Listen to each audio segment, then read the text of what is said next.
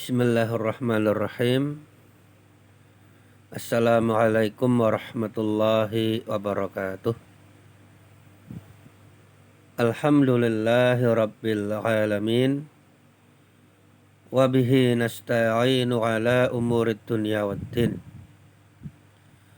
Wassalatu wassalamu ala ashrafil anbiya'i wal mursalin wa ala alihi wa ashabihi ajma'in.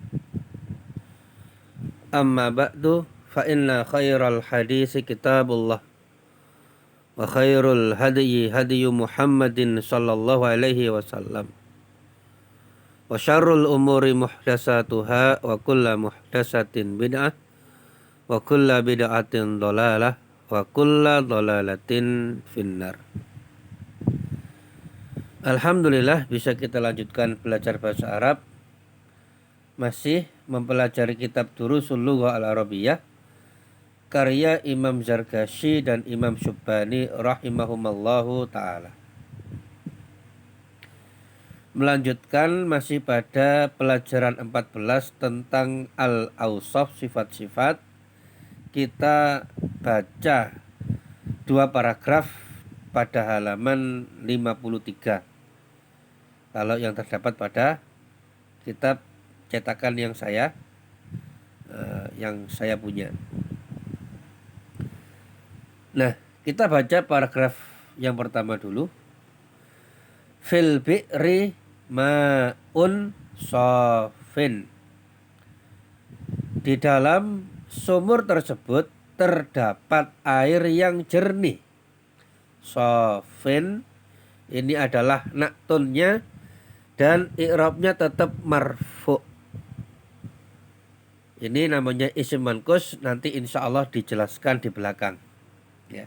Intinya ma'un ini na'at, ma'un ini man'ut, dia marfu, maka safin ini na'at dan ikut marfu karena man'utnya marfu.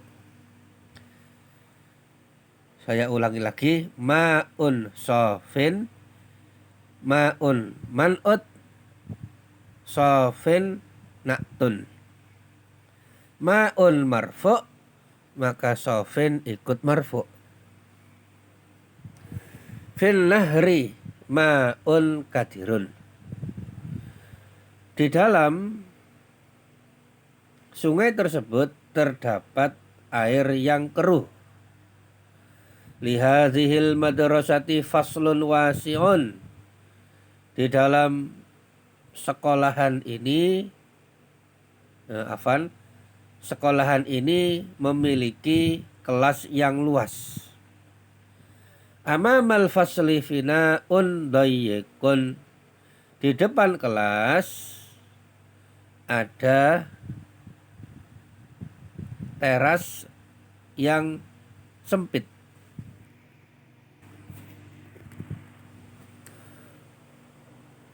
Atau halaman yang sempit.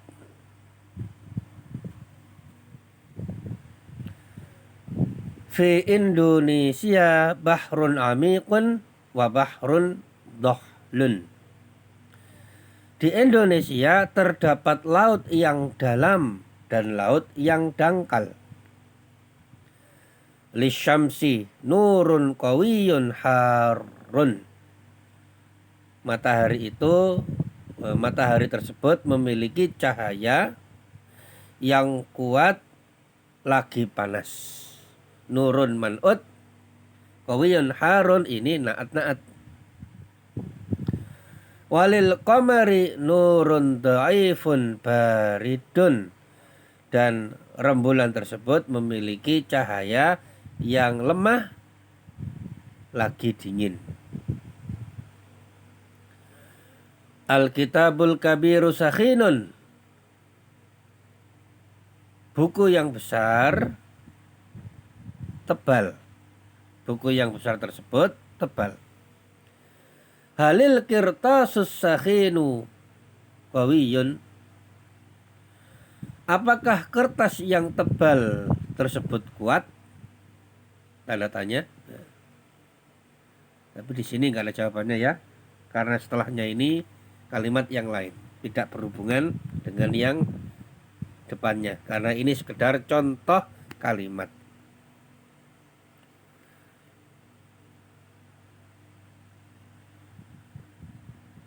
Fil kitabis shaghiri warakun raqiqun, di dalam buku yang kecil terdapat kertas yang tipis. Halil warakur raqiqu qawiyun, apakah kertas yang tipis tersebut kuat? Ya, tanda tanya. Jawabannya bisa dijawab sendiri. Nah, pada paragraf yang telah kita baca, kita temukan kata sofin. Dan kalimat sofin ini, isim sofin ini termasuk isim mankus, ismun mankusun. Jadi isim, ya, gampangnya kata benda, itu macamnya banyak. Termasuk diantaranya adalah ismun mankusun, isim mankus. Apa itu isim? Yang akhirnya, yang huruf akhirnya merupakan huruf ya,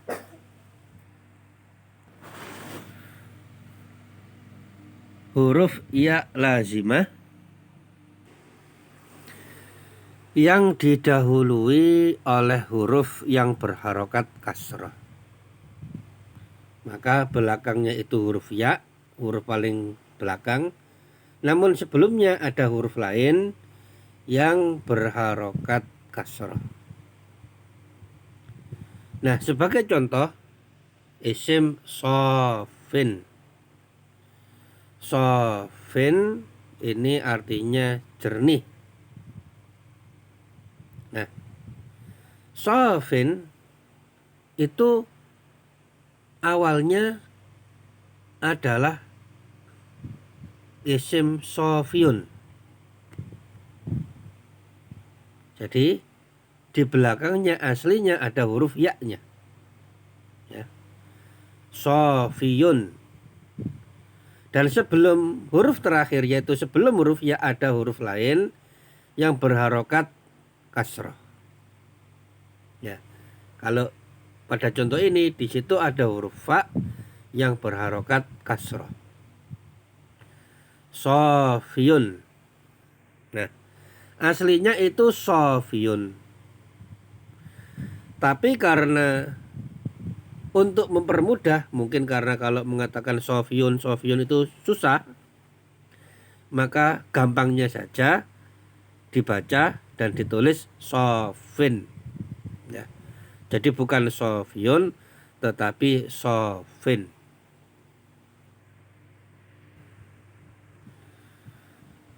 Jadi kalau dalam bahasa kita, bahasa Indonesia, itu kan juga ada semacam perubahan huruf untuk mempermudah. Misalkan saja salin, kalau ditambahi tambahan me, itu kan aslinya mensalin, ya, atau mesalin atau mensalin. Tapi karena biar mudah, akhirnya menjadi menyalin. Nah, S-nya hilang, ganti NY atau semacam itu.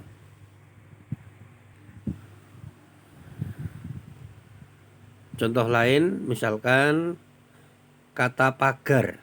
Ya, pagar berawalan huruf P. Kalau ditambahi imbuhan me-i, nah, maka kalau dikatakan mempagari, susah. Mempagari susah, ya, atau agak susah. Maka biar mudah diganti jadi M, menjadi memagari.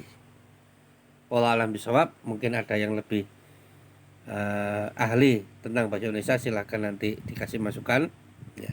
Tapi kira-kira seperti itu. Jadi aslinya sofiyun menjadi sofin. Maka kalau mengatakan sofin itu lebih mudah, ya, daripada mengatakan sofiyun. Huruf terakhirnya huruf ya, kemudian sebelumnya berharokat kasrah. Maka ini dibaca sofin dan ini disebut dengan isim mankus tadi ya. Isim mankus. Nah, maka aslinya ada huruf ya-nya. Tapi setelah dibaca sofin maka ya-nya hilang, nggak ditulis. Nah, makanya bukan sofun tapi sofin kasroten gitu ya. Tapi kalau diberi alif lam maka ya-nya muncul lagi ya. Sofin kalau diberi alif lam maka menjadi as-sofi. Fa-nya dibaca panjang. As-sofi yang jernih. Kalau sofin yang jernih tapi ya-nya tidak tertulis. Tapi kalau diberi alif lam maka ya-nya muncul lagi. As-sofi. Contoh lain ya, kata ra'in ya. Aslinya adalah ra'iyun, ada ya-nya dan sebelumnya ada huruf yang berharokat kasrah. Nah, di situ ainnya berharokat kasrah. Ra'ayun menjadi ra'in. Bisa bermakna penggembala, orang yang angon gitu ya. Juga bisa bermakna orang yang mengurus atau pemimpin. Nah, kalau diberi kalau diberi alif lam maka ya-nya muncul lagi menjadi ar-ra-ai. I-nya panjang. Alif yang depan dikasih fathah ya. Jadi dari ra-ain menjadi ar-ra-ai. Ya-nya muncul lagi. Aslinya ra-iyun. Nah, sekarang coba kita berikan tulisan lebih lanjut. Kita jadikan naat ya. Contoh ma'un sofin, air yang jernih. Maka ma'un iku man'utnya, sofin itu naatnya. Ma'un ini marfu, sofin juga ikut marfu. Tapi kalau dikasih alif lam maka ya-nya muncul menjadi al-ma'us sofi, air yang jernih. Contoh yang lain lagi ya, sekarang kita masukkan ke dalam jumlah mufidah, kalimat yang sempurna. Fil kubi ma'un sofin. Di dalam gelas tersebut ada air yang jernih. Nah, ma'un di sini adalah mubtada muakhar, i'rabnya marfu. Maka sofin juga marfu. Tapi dia ditulis kasroten karena dia isim mankus. Tapi tetap marfu. Seumpama ditulis aslinya maka ma'un sofiyun. Tetapi karena isim mankus maka ditulis ma'un sofin. Nah, contoh lain lagi. Ma'un sofin ini kita beri alif lam, jadi mubtada tetap di depan ya. Misalkan al ma'us sofi fil kubi, air yang jernih tersebut terdapat di dalam gelas. Nah, demikian ya. Jadi kalau man'utnya ma'rifah, naat ikut ma'rifah. Kalau man'utnya nakirah, naatnya ikut nakirah. Dan kalau man'utnya marfu maka naatnya juga ikut marfu. Semoga difahami. Dan terakhir kita baca ya, sebuah hadis. Ini aslinya hadisnya lebih panjang, cuma kita kutip sebagian. Yang di dalamnya ada isim mankusnya. Rasulullah SAW bersabda, kullukum ra'in wa kullukum mas'ulun an ra'iyatihi. Setiap kalian adalah ra'in, pemimpin, dan setiap kalian akan dimintai pertanggungjawaban atas apa yang dipimpinnya. Muttafaqun alaihi. Hadis ini disepakati oleh Bukhari dan Muslim. Nah, insya Allah panjenengan sudah sering mendengar hadis yang mulia ini, ya, maka kita semuanya itu akan dimintai pertanggungjawaban di akhirat atas setiap apa yang kita urusi, atas setiap apa yang kita pimpin. Dan kepemimpinan itu berlevel-level. Kalau memang dia pemimpin dalam rumah tangga, maka dia bertanggung jawab terhadap hal yang terjadi di rumah tangganya.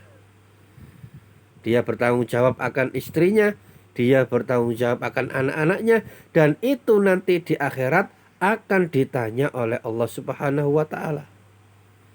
Ada pemimpin level kota, level negara, itu juga akan ditanya oleh Allah Subhanahu wa taala, bertanggung jawab. Demikian pula misalkan seorang istri yang ngurusi rumah suaminya, ngurusi anak-anaknya, akan dimintai pertanggungjawaban di akhirat kelak.